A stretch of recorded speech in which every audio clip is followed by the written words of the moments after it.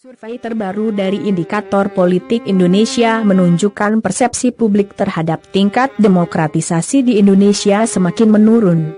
Sebanyak 36% responden menyatakan Indonesia menjadi kurang demokratis dan 37% menyatakan Indonesia tetap sama keadaannya.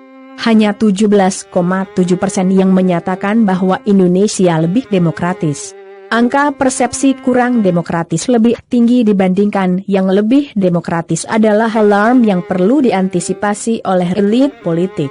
Sebanyak 69,6% responden menyatakan setuju atau sangat setuju bahwa sekarang warga makin takut menyatakan pendapat. Sebanyak 73,8% responden juga setuju atau sangat setuju bahwa sekarang ini warga makin sulit berdemonstrasi atau melakukan protes. Mayoritas, yakni 64,9% responden, juga setuju atau sangat setuju bahwa sekarang ini aparat makin semena-mena menangkap warga yang berbeda pilihan politiknya dengan penguasa. Survei melibatkan 1.200 responden yang tersebar dari seluruh provinsi. Populasi laki-laki 50,3% dan perempuan 49,7%. Usia responden mulai dari 21 hingga 55 tahun. Mereka yang menyatakan pendapat yang berseberangan dengan narasi pemerintah juga tak luput dari represi dengan tudingan ujaran kebencian dan hasutan. Setidaknya ada 7 admin media sosial ditangkap polisi dengan tuduhan mengajak dan menghasut demonstran dalam penolakan UU Ciptaker. Sementara sejumlah orang yang getol menyatakan penolakan terhadap UU Ciptaker mengalami peretasan media sosial, di antaranya Ketua Badan Eksekutif Mahasiswa Universitas Indonesia, BEM UI, Fajar Adi Nugroho dan Presiden Asosiasi Serikat Pekerja Indonesia, Aspek Indonesia, Mirah Sumirat. Perkumpulan yang terang-terangan berseberangan dengan pemerintah seperti Koalisi Aksi Menyelamatkan Indonesia, KAMI, juga direpresi. Para pentolannya ditangkap polisi atas tuduhan menghasut. Daftar bertambah panjang jika memasukkan peristiwa lain dalam setahun terakhir, setidaknya sejak September 2019, ketika demonstrasi terhadap sejumlah UU kontroversial merebak. Ketika itu banyak aktivis yang ditangkap usai menyampaikan pendapat. Di antaranya adalah jurnalis dan aktivis Hamdan Laksono, musisi sekaligus jurnalis Ananda Badudu, dan peneliti kebijakan publik Raffio Patra.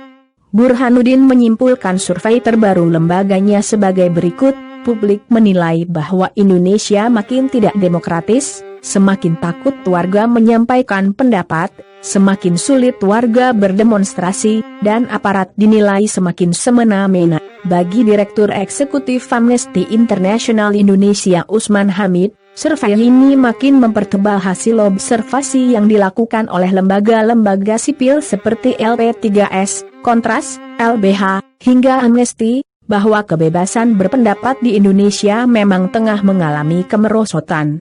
Catatan Amnesty menunjukkan merosotnya kualitas kebebasan berekspresi mulai dari kebebasan berpendapat para warga, kebebasan media, dan juga kebebasan berpendapat dari warga yang ingin beroposisi. Dari seluruh catatan itu, kata Usman, yang paling mengkhawatirkan adalah penggunaan aturan pidana dalam menyikapi ekspresi warga yang kritis terhadap pejabat maupun lembaga negara. Juga serangan siber terhadap mereka. Itu belum ditambah dengan gejala tumbuhnya pasukan pendukung pemerintah yang diduga menjadi bagian dari yang diorkestrasikan oleh unsur-unsur konservatif dalam negara, kata Usman kepada Reporter Tirto, Senin, 26 Oktober 2020. Direktur Eksekutif Southeast Asia Freedom of Expression Network, SAFENET, Damar Juniarto menambahkan kualitas demokrasi di Indonesia juga tampak menurun selain karena banyak penangkapan oleh aparat, juga terlihat dalam serangan-serangan digital. SAFENET mencatat peretasan terus meningkat sepanjang tahun ini.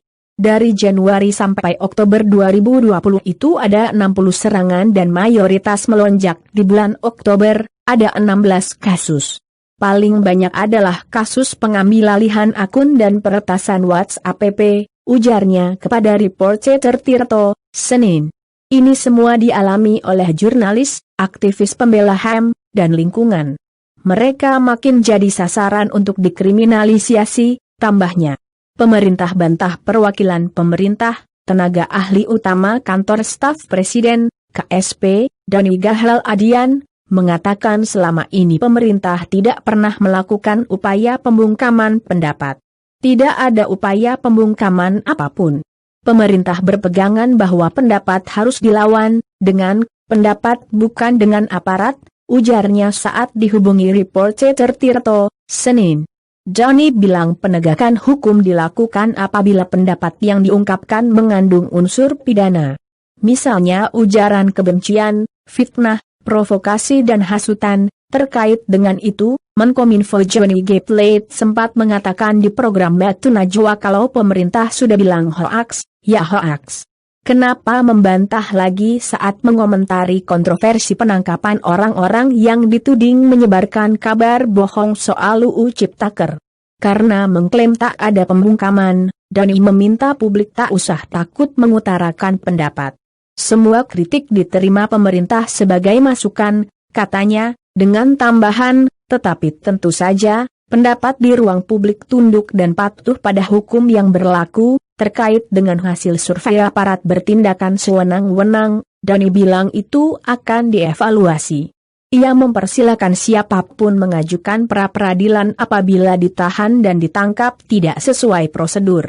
Selain itu, ia juga bilang kalau pemerintah berkomitmen bahwa aparat akan profesional, tidak menjadi kepanjangan tangan dari politik. Survei terbaru dari Indikator Politik Indonesia menunjukkan persepsi publik terhadap tingkat demokratisasi di Indonesia semakin menurun. Sebanyak 36% responden menyatakan Indonesia menjadi kurang demokratis dan 37%